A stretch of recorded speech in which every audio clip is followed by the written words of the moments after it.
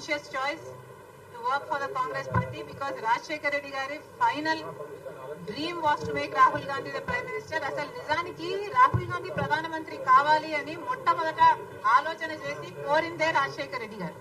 That's why I'm here.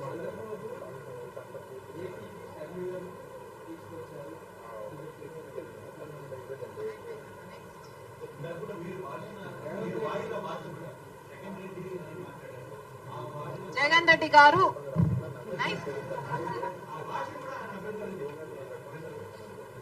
Jagan Reddy గారుకు కూడా అభ్యంతరం ఉందా?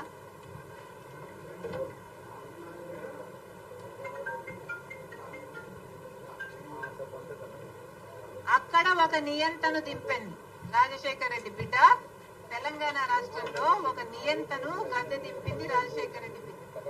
ఈ రోజు రాజశేఖర్ రెడ్డి బిడ్డ తెలంగాణలో పాదయాత్ర చేసింది కాబట్టి, ప్రతి నియోజకవర్గంలో తిరిగింది కాబట్టి, ప్రతి నియోజకవర్గంలో ప్రజా వ్యతిరేక తీరుని ఎండగట్టింది కాబట్టి, అక్కడ అంత యాంటీ ఇన్కంపెన్సీ క్రియేట్ అయింది కాబట్టి ఈ రోజు ప్రజలు కాంగ్రెస్ వైపు చూశారు.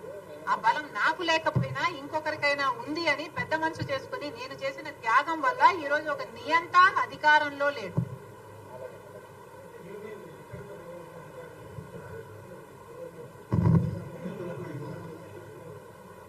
నిజానికి రీజనల్ పార్టీస్ కు చెందిన నాయకులు అధికారం లేకొస్తే నియంత్రణే అవుతారని చరిత్ర పదే పదే చెప్తుంది. అందుకనే నేను నా పార్టీ కోసం ఆలోచన చెయ్యకుండా, నా పార్టీకి చెడు జరుగుతుంది అని తెలిసి కూడా, సూసైడ్ అని తెలిసి కూడా, అంత పెద్ద త్యాగానికి అంత కష్టపడి కూడా నేను పోటీ చేయకుండా త్యాగం చేసిన దాన్ని నేను నా పార్టీ గురించి ఆలోచన చేస్తుంటే ఈ రోజు నేను ఇంకో పార్టీలో విలీనం చేసే దాన్ని కాదు.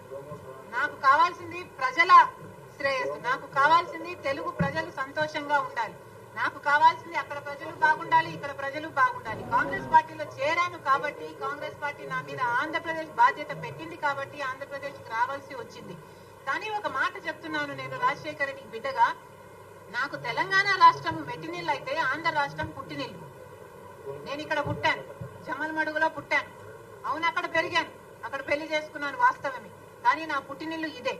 ఈ రోజు రాజకీయ సినారియోలో ఎవరికైనా, ఏ మహిళకైనా, ఏ మనిషికైనా రెండు చోట్ల పనిచేసే హక్కుందా అని మీరు ఎత్తుకుంటే probably I'm the only one.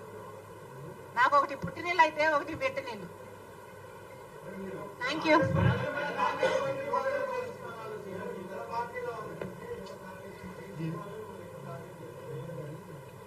ఎవరికి ఎక్కువ భయం ఉంటే వాళ్ళు ఎక్కువ టార్గెట్ చేస్తారు. ఇందులో విచిత్రం ఏముంది?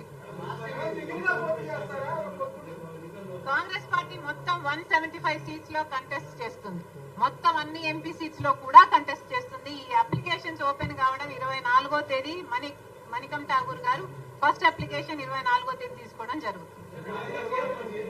Thank you.